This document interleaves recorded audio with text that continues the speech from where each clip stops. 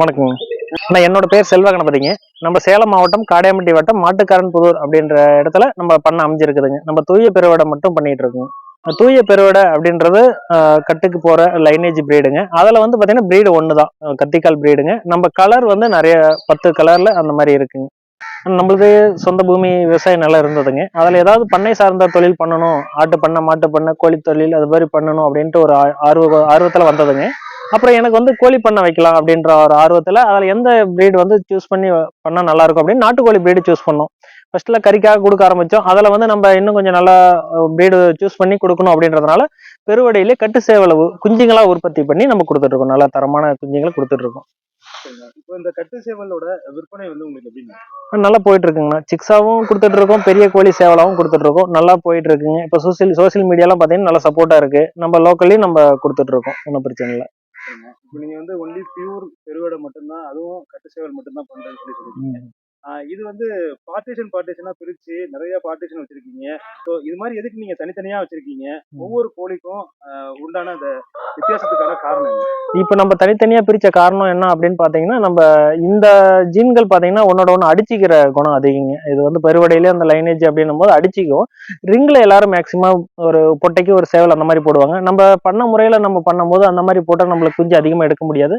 அதனால பாத்தீங்கன்னா 20க்கு 40 அப்படின்ற பார்ட்டிஷன்ல ஒரு 10 பார்ட்டிஷன் போட்டு ஒரு சேவலுக்கு ஒரு 5 போட்டு 6 போட்டு அந்த ரேஷியோல விட்டு நம்மளுக்கு செலக்டிவ் பிரீடா எடுத்துக்கலாம். இப்போ ஒயிட்னா ஒயிட் எடுத்துக்கலாம், மயில்னா மயில் எடுத்துக்கலாம்.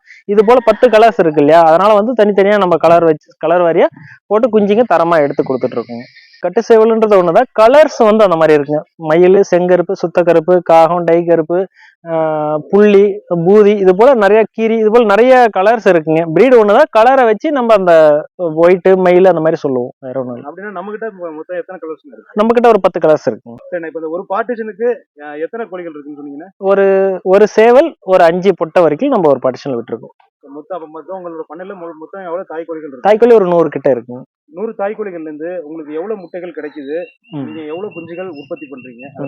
ஆனா தோராயமா நம்ம 100 தாய்க்கோழி அப்படின்னா அந்த பிரீடை பொறுத்த அளவுக்கு எக்ஸும் கொஞ்சம் கம்மியா தான் வருங்க. இப்ப நம்ம 100 தாய்க்கோழின்னும் போது நம்ம கிட்ட தோராயமா ஒரு 20ல இருந்து 25 முட்டை தினசரி நம்மளுக்கு கிடைச்சிட்டு இருக்குதுங்க. தோராயமா மாசத்துல ஒரு 600 முட்டை நம்ம கலெக்ட் பண்ணுவோம். அதுல இருந்து குஞ்சா நம்ம 2 மாசம் வளர்த்தி கொடுப்போம். 2 மாசம் குஞ்சா வளர்க்கும் போது கொஞ்சம் அதுல இழப்புகள், குஞ்சு பொறிப்புல கொஞ்சம் குறையிறது, இது போல மீதி போக ஒரு 400 to 500 குஞ்சு நம்ம கொடுத்துட்டு இருக்கிறோம் மாசம். இந்த கட்டு சேவல் பண்றதுல வந்து குஞ்சுகள் உற்பத்தின்றது பாத்தீங்கன்னா கம்மியா தான் இருக்கு. இதே வந்து நீங்க கோழி வளர்க்குறது அப்படின்னு சொல்லி வந்தீங்க அப்படின்னா, பிசினஸா பண்ண போறீங்க அப்படின்னா, கோழியில வந்து நாட்டு கோழிலேயே இப்போ வந்து நிறைய வந்து கிராஸ் பீட்ஸ் வந்துருச்சு. கண்டிப்பா நிறைய ரகங்கள் வந்துருக்கு. அதெல்லாம் தவிர்த்துட்டு இந்த கட்டு சேவல் தான் பண்ணணும் அப்படிங்கறதுல உங்களுக்கு அந்த அளவுக்கு என்ன இன்ட்ரெஸ்ட்? இல்ல, இப்ப நம்ம ஃபர்ஸ்ட்ல கறிக்கு ஸ்டார்ட் பண்ணி கொடுத்து பார்த்தோம். அது பாத்தீங்கன்னா அது ஒரு உயிரிடே கிலோ 400 ரூபா. நம்ம ஏரியால அந்த சைடு கிலோ வந்து 400 ரூபா உயிரிடா அப்படி போயிட்டு இருக்குங்க. இதை விட நம்ம இன்னும் கொஞ்சம் நல்லா லாபகரமா கொடுக்கணும் அப்படின்னும் போது ரிஸ்க் எடுக்க தயாரா இருக்கிற மாதிரி தெரிஞ்சதுங்க. நம்ம ஏரியா சுத்தி நிறைய கட்டு சேவல் வளர்ப்பாங்க. அவங்கள பார்க்கும்போது சேவல் ஒவ்வொன்றும் 4000 5000 குஞ்சுங்க கேட்டாலே பிரிச்சு விட்ட குஞ்சு ஜோடி 500 1000 அந்த மாதிரி சொல்லுவாங்க. சரி, இது போல நம்ம ஏன் அதிகமா எடுத்து நம்ம பண்ணக்கூடாது அப்படின்ற ஒரு இன்ட்ரெஸ்ட்ல தான் இந்த பிரீடு நம்ம சூஸ் பண்ணிட்டு இருக்கோம். இடையில நீங்க வந்து ஒரு ரிஸ்க் பார்க்காம வளர்க்குறேன் அப்படின்னு சொன்னீங்க. ஆமா. அப்ப இதுல உள்ள ரிஸ்க் என்னென்ன இருக்கு? ஆனா இது ரொம்ப ரிஸ்க் தாங்க. நம்ம நார்மல் நாட்டுக்கோழி இடைவெட்ட வளர்க்கறத விட இது கொஞ்சம் ரிஸ்க் அதிகம் தான். ஏன்னு பாத்தீங்கன்னா ஒன்னோட ஒண்ணு அடிச்சுக்கிங்க. சேவல் வந்து அது குறிப்பிட்ட ஏஜ் வரைக்கும் ஒன்னா இருக்கும். அதுக்கு மேல கூவுது, அந்த பருவத்துக்கு வருது சேவலுங்க அப்படின்னா ஒன்னோட ஒண்ணு அடிச்சுக்கும் கண்டிப்பா. அதனால இந்த பருவத்துக்கு வந்த சேவலுங்களை மட்டும் தனித்தனியா கட்டுத்தர அப்படிம்போம், ரிங்கு மெத்தடும்போம். அது போல தனித்தனியா நம்ம பிரிச்சு வைக்கணுங்க. அதே போல நம்ம பிரீடிங் யூஸ் பண்றதுமே பாத்தீங்கன்னா தனித்தனியா இந்த மாதிரி கேஜி செட்டப்போ இல்லைன்னா பார்ட்டிஷனோ போட்டுதான் வளர்க்க முடியுங்க. இன்வெஸ்ட்மெண்ட் கொஞ்சம் அதிகமாகுங்க. அப்படின்னா நீங்க இந்த பரப்பளவு வந்து எவ்வளவு இருக்கும் இந்த இடத்துல? இதுல வந்து நீங்க எவ்வளவு இன்வெஸ்ட் பண்ணிருக்கீங்க? ஆனா நம்மளது கரெக்டா 1 ஏக்கராங்க. பண்ணை வந்து பாத்தீங்கன்னா 1 ஏக்கரால அமைச்சிருக்கோம். இது வரைக்கும் நம்ம ஒரு 20 லட்ச ரூபா செலவு பண்ணிருக்கோம் பண்ணைக்காக. நீங்க ஸ்டார்ட் பண்ணி எத்தனை வருஷம் ஆகுதுனால? ஒரு 6 வருஷம் ஆயிடுச்சு. 6 வருஷத்துல நீங்க செலவு பண்ண பணங்களை நீங்க எடுத்தீங்களா? ஆனா எடுத்துட்டோம்னு சொல்ல முடியாது. ஒரு மாசம் நல்ல வியாபாரம் இருக்கு, ஒரு மாசம் சிக்ஸ் ப்ரொடக்ஷன் கம்மியா இருக்கும். அது இது போல வருட கணக்கா நம்ம பாத்துக்கலாங்க. வருடம் ஆனா நம்ம வந்து எப்படி போயிருக்கு அப்படின்ற மாதிரி வருட கணக்கா பாத்துக்கலாம். மாசம் மாசம் நம்ம பார்க்க முடியாது. போட்டிருக்க அமௌண்ட் அதுலயே ரொட்டேஷன் பண்ணி போட்டிருக்கிறதுனால ஒரு பாதி எடுத்திருக்குங்க. இன்னும் அப்படியே போயிட்டே இருக்கு. இன்வெஸ்ட்மெண்ட் நான் மாசம் மாசம் பண்ணிட்டே இருக்கிறதுனால பாத்தீங்கன்னா இன்னும் இது போட்டது அமௌண்ட் ஒன்றும் எடுக்கல, போயிட்டே தான் இருக்குங்க. இதுக்கப்புறம் நீங்க இந்த 20 லட்ச ரூபாய் செலவு பண்ணி எல்லாம் செட்டப் ரெடி பண்ணதுக்கு அப்புறமும் நீங்க மாசம் மாசம் செலவு பண்றீங்கன்னா என்ன மாதிரி விஷயங்களுக்கு நீங்க செலவு ஏதாவது இப்போ புதுசா பண்ணணும் அப்படின்னு பாத்தீங்கன்னா இந்த ரிங்கு புதுசா போட்டிருக்குங்க, அந்த கூடாரம் வர மாதிரி ரிங்கு. நம்ம நார்மலா ரிங்கு ஒரு 20 ரிங்கு போட்டிருந்தோம், பத்தல. இது வந்து இன்னும் கொஞ்சம் பெரிய சேவலா, இப்போ ஒரு 5 கிலோ 6 கிலோ சேவல் போடுறோம் அப்படின்னா ஒரு இன்னும் கொஞ்சம் பெரிய ரிங்கா தேவைப்பட்டது. அதனால பாத்தீங்கன்னா இப்போ இந்த ரிங்குங்க ஒரு 10 ரிங்கு போட்டிருக்கோம். அடுத்தது பாத்தீங்கன்னா ஒரு ஆஃபீஸ் ரூம் செட்டப் தேவைப்பட்டதுங்க. இப்ப நிறைய வந்து என்கொயரி வரும், நம்மளுக்கு கால் என்கொயரி வரும், எல்லாம் கணக்கு கரெக்டா வச்சுக்கணும், புக் பண்ணுவாங்க, அதை வந்து நம்ம கரெக்டா கொடுக்கணும் டேட்டுக்கு. அதனால கம்பல்சரி நம்ம எழுதி வைக்கிறது, இது போல ஆஃபீஸ் செட்டப்புங்க. அடுத்து பாத்தீங்கன்னா கேமரா வைக்கிறது, இது போல ஒவ்வொரு ஏதாவது புதுசு புதுசா ஏதோ ஒரு மாசத்துல நம்ம பண்ணிட்டே இருக்கறோம், செலவுகள் போயிட்டே இருக்குங்க. கோழிகள் அதிகமா நம்ம உற்பத்தி பண்ண பண்ண இன்வெஸ்ட்மெண்ட்டும் போயிட்டே இருக்குதுங்க. இந்த பெருவிடை கோழிகளுக்கு நீங்க வச்சிருக்கிற பியூர் பிரீட்ஸ்க்கு நீங்க தீவனங்கள் என்ன மாதிரி எல்லாம் தீவனம் கொடுத்துட்டு இருக்கீங்க? ஆனா பெரிய கோழி ஆயிடுச்சு அப்படின்னும் போது நம்ம கம்பு, நாட்டுக்கோழி தீவனத்திலேயே பெரிய கோழிக்குன்னு வருதுங்க ஃபினிஷர்ன்ட்டு. நாட்டுக்கோழி தீவனம் பிளஸ் வந்து கம்பு, ஆரியம், இது போல எல்லா தீவனம் மிக்ஸ் பண்ணி கொடுத்துட்டு இருக்கோம் பெரிய கோழிங்களுக்கு. சிக்ஸ் அப்படின்னு வந்துட்டோம் அப்படின்னு கம்பல்சரி 1 மாசம் வரைக்கும் ஸ்டார்டர் அப்படின்ட்டு ஒரு ஃபீட் இருக்குங்க, அதை கொடுத்தோம் அப்படின்னா இழப்புகள் கொஞ்சம் குறையுங்க. அதுக்கப்புறம் நம்ம கம்பு, ஆரியம் இது போல நம்ம தீவனத்துக்கு மாத்திக்கலாங்க. இதுதான் நம்ம கொடுத்துட்டு இருக்கிறோம். பசுந்தீவனங்கள் அப்படின்னு சொல்லி எதுவும் கொடுக்குறீங்களா? கண்டிப்பா கொடுத்துட்டு இருக்குங்க. அதுக்கு அந்த தீவன புல் அப்படிம்போம், அதை கொடுக்குறோம். அடுத்தது பாத்தீங்கன்னா முருங்கைக்கீரை, சிறுகீரை, இது போல கீரை ஐட்டமும் நிறைய கொடுக்குறோம் நம்ம. இப்போ நீங்க இது இல்லாம இந்த கோழிகள் பெருசாயிடுச்சு அப்படின்னு சொன்னாக்கா இதுக்கு ஏதாவது ஸ்பெஷலா வந்து ஏதாவது விட்டமின்ஸ் அந்த மாதிரி ஏதாவது கொடுக்குறீங்களா? இது ஆமாங்கண்ணா, இது பாத்தீங்கன்னா குறிப்பிட்ட ஸ்டேஜ் ஆன பின்னாடி இதுக்கு வந்து குடற்புழு நீக்கம் ப்ராப்பரா பண்ணணுங்க. ப்ராப்பரா பண்ணதுக்கு அப்புறம் பாத்தீங்கன்னா ரெகுலர் லிவர் டானிக் கொடுக்கறது, கால்சியம் டானிக் கொடுக்கறது, இது போல நம்ம அதே போல பச்சை பயிறு, கருவாடு, கடலக்கொட்டை, இது போல நம்ம ஃபுட்டெல்லாம் நல்லா கொடுக்கும்போது சேவலுங்க நல்லா தரமா வருங்க. இப்போ நீங்க உங்களோட 6 வருஷ இந்த பயணத்துல உங்களுக்கு வந்து கோழில ஏதாவது நோய் தாக்குதல், அதனால வந்து ஒரு மார்டாலிட்டி அந்த மாதிரி ஏதாவது ஒரு பேட் எக்ஸ்பீரியன்ஸ் எதுவும் எடுத்திருக்கீங்களா? கண்டிப்பாங்கண்ணா, கோழி பண்ணை அப்படின்னு வரும்போது கண்டிப்பா இழப்பு இல்லாம நம்ம யாரும் வந்து பெரிய இதா பண்ண முடியாதுங்க. அதே போல லாஸும் நிறைய ஆகுங்க.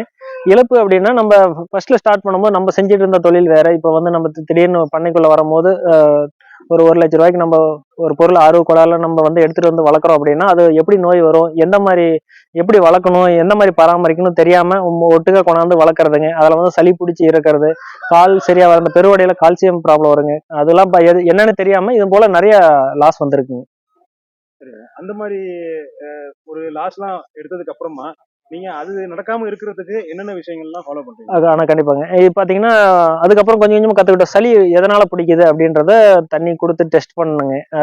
உப்பு அதிகமா இருக்கிறதுனால அதுக்கு என்ன உப்பு கொஞ்சம் குறைக்கிறதுக்கு என்ன பண்ணலாம் அப்படின்ட்டு அதுக்கு வந்து தண்ணியிலேயே ஒரு மருந்து கலக்கிக்கிறோம். அடுத்தது பாத்தீங்கன்னா அந்த கால் பிரச்சனை எல்லாம் வருது, அது என்ன பண்ணலாம் அப்படின்றது கால்சியம் டானிக் ரெகுலரா வாரம் ஒரு நாள் கால்சியம் டானிக் இது போல நம்ம ரெகுலரா கொடுத்துட்டு வரோம். இந்த சளி பிரச்சனை அடுத்தது பாத்தீங்கன்னா இந்த வெள்ளை கழிச்சல் அப்படிம்போம் இந்த பெருவடையில, அது வந்து கம்பல்சரி ப்ராப்பரா சிக்ஸ்ல இருந்தே நம்ம வேக்சின் பண்ணிக்கணுங்க. சிக்ஸ்ல இருந்து பாத்தீங்கன்னா ஒரு 3 வேக்சின் 1 மந்த்துக்குள்ளேயே 3 வேக்சின். பெரிய கோழி ஆயிடுச்சு அப்படின்னா 6 மாசத்துக்கு ஒரு டைம் ஆர்டிபின்ற இன்ஜெக்ஷன் ப்ராப்பரா பண்ணிக்கிறோம். இப்போ வந்து இழப்புகள் குறைஞ்சிருக்கு. நான் இப்போ நம்ம பண்ணையில பாக்குற எல்லா கோழிகளும் சரி, சேவல்களும் சரி, நல்ல திடமா பாக்குறதுக்கே வந்து ரொம்ப மிரட்டலா இருக்கிற மாதிரி தான் இருக்கு. இதுக்கு வந்து நீங்க தனித்தனியா அந்த பார்ட்டிஷன் அமைச்சிருக்கீங்க, அந்த பார்ட்டிஷனை பத்தி சொல்லுங்க. நம்மளோட பிரீடிங் செட்டப்புங்க அப்படி பார்க்கலாம். நம்மளோட பிரீடிங் செட்டப்போட அளவு பார்த்தீங்கன்னா 20க்கு 40ங்க, அகலம் 20, நீட்டம் 40. இதுக்குள்ள தேவையான நிழலுங்க, நிழல் ரெடி பண்ணி கொடுத்துருக்கோம். எருவுக்குழி, இதோட என்டர்டைன்மெண்ட் பார்த்தீங்கன்னா ஒரு 6க்கு 6 அடி ஆழத்துக்கு எருவுக்குழி, ஒரு அரை டிராக்டரி அளவுக்கு எருவுக்குழி கொட்டி வச்சிருக்கோம். அடுத்து ஷெட்டு பார்க்கலாம் வாங்க.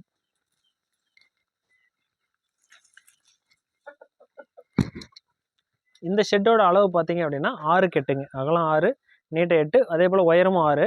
பார்த்தீங்கன்னா சுற்றி ஷீட் கவர் பண்ணியிருக்கோம், மழை காற்று வெயில் எது படக்கூடாது அப்படின்றதா ஷீட்டெல்லாம் கவர் பண்ணி ஒரு வீடு மாதிரி இருக்கும், ரொம்ப அழகாக இருக்கும். இதுக்குள்ளே இந்த கிரேடு எதுக்காகன்னு பார்த்தீங்கன்னா நம்ம முட்டை வைக்கிறதுக்கு. இங்கே இருக்கிற கோழிங்க பொட்டை கோழிங்க எல்லாமே பார்த்தீங்கன்னா இதில் தான் வந்து முட்டை வைக்கும், அதுக்காக இந்த கிரேடு செட்டப் பண்ணி கொடுத்துருக்கோம். அதுக்கு அடுத்தது பார்த்தீங்கன்னா தீவன தொட்டி 1, தண்ணி தொட்டி 1ங்க. இது வந்து பார்த்தீங்கன்னா கம்பல்சரி ஈவினிங் ஆனால் கழுவி மூடி வச்சுருவோம். எலி எதாவது வந்து இதை சாப்பிடக்கூடாது, அதில் வந்து நோய் எதுவும் பரவக்கூடாது அப்படின்றனால ரொம்ப க்ளீனாக மெயின்டைன் பண்ணிகிட்டு இருக்குதுங்க. இதில் மொத்தம் எத்தனை கோழிகள் இருக்குது? இதில் வந்து ஒரு 4 பொட்டையும் ஒரு சேவல் இருக்குங்க. இது மாதிரி நம்மகிட்ட மொத்தம் எத்தனை பார்ட்டிஷன் இருக்குது? 10 பார்ட்டிஷன் இருக்குது. இதே போல் ஒரே சேமாக இருக்கும், ஒன்று பார்த்த மாதிரியே தான் இருக்கும் எல்லாமே.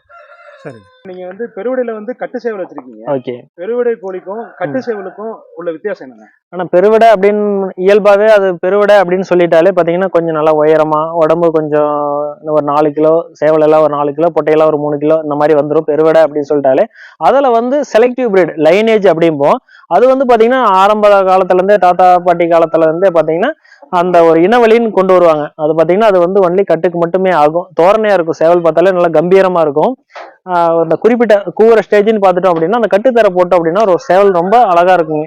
அந்த டைம்னு பார்த்து நம்ம கட்டுத்தர போட்டோம் அப்படின்னா சேவலுங்க ரொம்ப அழகா இருக்கும். அதை வச்சு நம்ம சேவலுங்க பார்த்தாலே தெரியும், கம்பீரத்தை வச்சு நம்ம கண்டுபிடிச்சிக்கலாம் இது கட்டு சேவல் தான் அப்படின்ட்டு. பராமரிப்பு முறையும் பெருவிடை கோழிகளுக்கும் கட்டு சேவலுக்கும் வித்தியாசம் இருக்குமா, இல்ல அதெல்லாம் ஒரே மாதிரி தான் இருக்குமா? இல்ல நார்மல் பெருவிடை அப்படியே மேய்ச்சல்ல விட்டுட்டோம் அப்படின்னா ஒரு ஏக்கரா ஃபுல்லா மேய்ச்சல்ல விட்டுட்டோம் அப்படின்னா கூட அது வந்து ஃப்ரீயா மேய்ஞ்சிட்டு வந்துடும், ஒன்னோட ஒன்று அடிச்சிக்காது. இந்த கட்டு சேவல் பொறுத்த அளவுக்கு ஒன்னோட ஒன்று கண்டிப்பா அடிச்சுக்குங்க.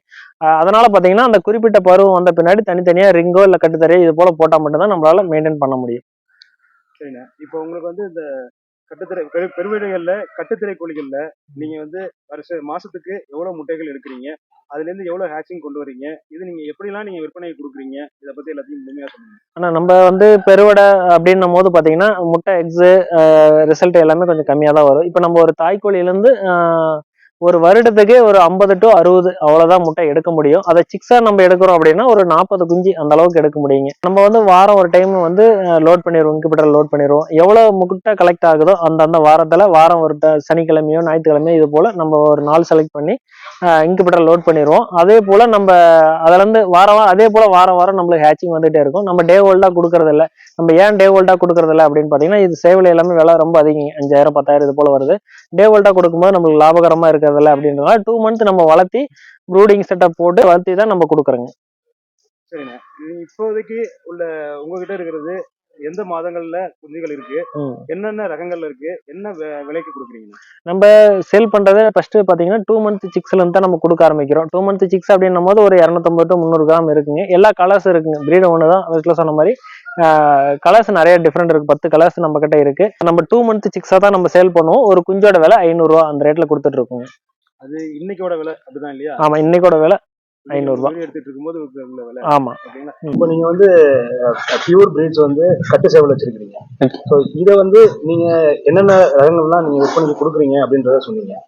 இதுல நீங்க விற்பனை இதை எப்படிலாம் விற்பனை பண்ணிட்டு இருக்கீங்க? நம்ம ஃபர்ஸ்ட் பாத்தீங்கன்னா லோக்கல் வியாபாரிங்க அதுக்குன்னு தனியா இருக்காங்க. வியாபாரிங்க வந்து எடுத்துக்கிட்டு போவாங்க. அதுக்கப்புறம் பாத்தீங்கன்னா social media, YouTube, Instagram, Facebook இது போல நம்ம யூடியூப் எல்லாமே வீடியோ பிடிச்சி நம்ம போட ஆரம்பிச்சோம். அதுல இருந்து பாத்தீங்கன்னா ரெகுலரா நம்ம எடுத்துக்கிறாங்க. நம்ம டிரான்ஸ்போர்ட் பண்ணி கொடுக்குறோம். நம்ம தமிழ்நாடு ஃபுல்லா, தமிழ்நாடு, கேரளா, திருப்பதி இது போல நம்ம எல்லா இடத்துக்கும் நம்ம டெலிவரியும் கொடுத்துட்டு இருக்கோம். நம்ம சிக்ஸா நம்ம சேல் பண்ணும்போது பாத்தீங்கன்னா 2 month சிக்ஸ்ல இருந்து கொடுக்க ஆரம்பிக்கிறோங்க. வேணுங்கிறவங்க நம்ம கால் பண்ணி புக் பண்ணிக்கலாங்க. புக் பண்ணிட்டு உடனே சிக்ஸ் இருந்தா கொடுத்துருவோம், அப்படி இல்லைன்னா ஒரு 2 வாரம் 3 வாரம் டைம் கேட்டுக்குவோம். எப்படி நம்ம அனுப்புறோம் பாத்தீங்கன்னா பஸ் மூலியமா தான் அனுப்புறோங்க. பஸ்ல இருந்து நம்ம சேலத்துல இருந்து எந்தெந்த ஏரியாவுக்கு பஸ் வசதி இருக்கோ பஸ் மூலியமா நம்ம அனுப்பிச்சிட்டு இருக்கிறோம். அதே போல பெரிய கோழிங்க எல்லாமே ஒரு மொத்தம் நம்ம கிட்ட எப்பவுமே ஒரு 20 சேவல் 30 சேவல் இருக்குங்க. கீரின்னு பார்த்தா கீரியில ஒரு 5, ஒயிட்ல ஒரு 5. இதை எப்படி ஐடென்டிஃபை பண்றதுன்னு பாத்தீங்கன்னா காலைல எல்லாமே டேக் போட்டிருப்போம். டேக் பாத்தீங்கன்னா எல்லாமே கேட்லாக் மாதிரி போட்டிருப்போம், வாட்ஸ்அப்ல கேட்லாக் மாதிரி. அதில் எது வேணும் அப்படின்னு சூஸ் பண்ணிட்டாங்க அப்படின்னா ஒரு அட்வான்ஸ் மாதிரி போட்டு புக் பண்ணி நம்ம டெலிவரி பண்ணும் போது பார்த்தீங்கன்னா கிளீனாக பேக் பண்ணுற வீடியோ எல்லாமே அனுப்புவோம். அவங்களுக்கு ஓகே அப்படின்னும் போது அமௌண்ட் போட்டு விட்டாங்கன்னா நம்ம சேலத்துலேருந்து சேஃபாக இடம் போய் சேர வைக்கல நம்மளோட பொறுப்பு தாங்க. நம்ம நீட்டாக டெலிவரியும் பண்ணி கொடுத்துட்ருக்கோம். நம்மளோட ஃபார்ம் நேம் பற்றியும் நேமையும் இந்த ஃபார்ம் இருக்கிற இடத்தையும் என்னோட பெயர் செல்வ கணபதிங்க. சேலம் மாவட்டம் காடையாம்பட்டி வட்டம் மாட்டுக்காரன் புதூர் அப்படின்ற இடத்துல அமைஞ்சிருக்குங்க. ஏஎம்எஸ் பெருவிடை ஃபார்ம் நம்ம பண்ண பேர். சரிண்ணா, இந்த ஏஎம்எஸ் பெருவிடை ஃபார்ம் பற்றி நம்மளோட நேயர்கள்ட்ட பகிர்ந்துக்கிட்டதுக்கு ரொம்ப நன்றிண்ணா. சரிங்க, நன்றிங்கண்ணா.